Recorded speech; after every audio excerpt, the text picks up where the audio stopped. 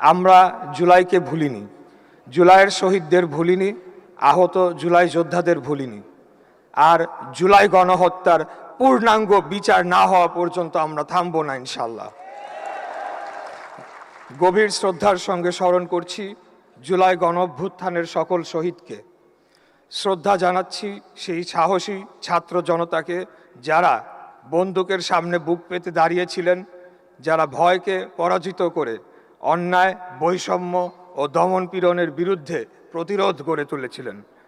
আপনাদের সাহসেই বাংলাদেশ ঘুরে দাঁড়িয়েছিল। আপনাদের আত্মত্যাগেই মানুষের অধিকার পুনরুদ্ধারের পথ তৈরি হয়েছিল। আপনাদের রক্তেই রচিত হয়েছে আমাদের জাতীয় ইতিহাসের এক অবিস্মরণীয় অধ্যায়।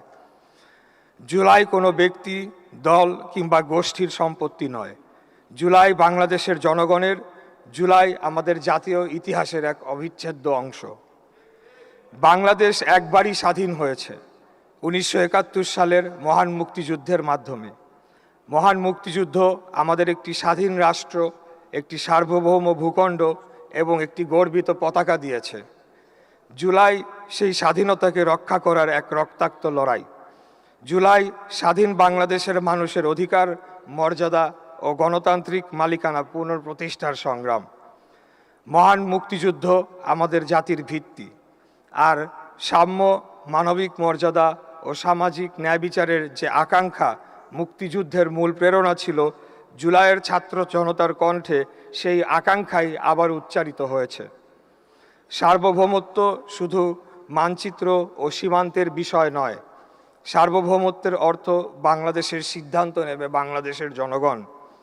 বাংলাদেশ কোনো দেশীয় স্বৈরশক্তির কাছে মাথা নত করবে না, কোনো বিদেশি চাপ কিংবা হস্তক্ষেপের কাছেও মাথা নত করবে না। বাংলাদেশের স্বাধীনতা, সার্বভৌমত্বের প্রশ্নে কোনো আপোষ হবে না। কিন্তু মানুষের এই অধিকার প্রতিষ্ঠার জন্য আমাদের অত্যন্ত ভারী মূল্য দিতে হয়েছে। 2024 সালের জুলাই আগস্টে নিরস্ত্র ছাত্র জনতার উপর নির্বিচারে গুলি চালানো হয়। মানুষকে হত্যা করা হয়েছে, আহতদের উপর নির্যাতন করা হয়েছে, রাজপথে, হাসপাতালে এবং মানুষের ঘরে ঘরে ভয় ছড়িয়ে দেওয়া হয়েছে। জুলাই শহীদদের পরিবারের সদস্যদের আমি বলতে চাই, আপনারা একা নন। আপনারা রাষ্ট্রের কাছে অনুগ্রহ প্রার্থী নন, বরং রাষ্ট্র আপনাদের কাছে ঋণী। আপনাদের সন্তান, ভাই, বোন, স্বামী কিংবা পিতা শুধু একটি পরিবারের সদস্য নন, তারা সমগ্র জাতির গর্ব। তাদের রক্তের ঋণ শুধু বক্তব্য, স্মরণসভা কিংবা ফুল দিয়ে শোধ করা যাবে না। সেই ঋণ শোধ করতে হবে সত্য প্রতিষ্ঠার মাধ্যমে, তাদের পরিবারের মর্যাদা নিশ্চিত করার মাধ্যমে এবং হত্যাকারীদের বিচার সম্পন্ন করার মাধ্যমে। আজ এই রাষ্ট্রীয় মঞ্চ থেকে আমি স্পষ্টভাবে ঘোষণা করতে চাই, জুলাই গণহত্যার পরিকল্পনাকারী, নির্দেশদাতা, বাস্তবায়নকারী ও সহযোগী কেউই বিচারের বাইরে থাকতে পারবে না। যে হাত গুলি চালিয়েছে, যে মুখ হত্যার নির্দেশ দিয়েছে, যে শক্তি গণহত্যার পরিকল্পনা করেছে, যারা আলামত নষ্ট করেছে এবং যারা অপরাধীদের আশ্রয় কিংবা পালিয়ে যেতে সহযোগিতা করেছে, প্রত্যেককে জবাবদিহিতার আওতায় আনতে হবে। এই বিচার প্রতিশোধের বিচার হবে না। এই বিচার হবে প্রমাণভিত্তিক, স্বচ্ছ, নিরপেক্ষ এবং আন্তর্জাতিকভাবে গ্রহণযোগ্য। আমরা আংশিক বিচার চাই না, পূর্ণাঙ্গ বিচার চাই। আমরা দীর্ঘসূত্রিতা চাই না, কিন্তু যৌক্তিক সময়ের মধ্যে গ্রহণযোগ্য বিচার চাই। কারণ বিচারের অযৌক্তিক বিলম্ব শহীদ পরিবারগুলোর প্রতি আরেকটি অন্যায় হবে। জুলাই গণহত্যার বিচার সম্পন্ন করা শুধু একটি সরকারের রাজনৈতিক অঙ্গীকার নয়, এটি স্বাধীন ও সার্বভৌম রাষ্ট্র হিসেবে বাংলাদেশের নৈতিক ও সাংবিধানিক দায়িত্ব। আমাদের আহত জুলাই যোদ্ধাদের অনেকেই আজও অসহনীয় কষ্ট বহন করে চলেছেন। কেউ দৃষ্টিশক্তি হারিয়েছেন, কেউ হাত কিংবা পা হারিয়েছেন, আবার কেউ স্থায়ীভাবে পঙ্গুত্ব বরণ করেছেন। আমি তাদের বলতে চাই, আপনারা অসহায় নন, আপনারা কারো বোঝা নন, আপনারা এই জাতির সম্মানিত যোদ্ধা। আপনাদের চিকিৎসা, পুনর্বাসন, শিক্ষা, প্রশিক্ষণ, কর্মসংস্থান ও সামাজিক নিরাপত্তা নিশ্চিত করা রাষ্ট্রের দায়িত্ব।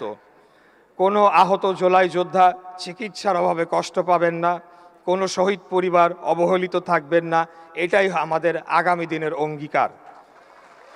জুলাইয়ের ইতিহাসকে আমরা হারিয়ে যেতে দেব না, ইতিহাস বিকৃত করতে দেব না, শহীদদের আত্মত্যাগকে সংকীর্ণ রাজনীতির স্বার্থে ব্যবহার করতে দেব না। শহীদ ও আহতদের পরিচয়, তাদের সাক্ষ্য এবং জুলাইয়ের প্রত্যেকটি গুরুত্বপূর্ণ ঘটনা যথাযথভাবে সংরক্ষণ করা হবে। ভবিষ্যৎ প্রজন্ম জানতে পারবে কিভাবে বাংলাদেশের ছাত্র জনতা অন্যায়ের বিরুদ্ধে বুক পেতে দাঁড়িয়েছিল।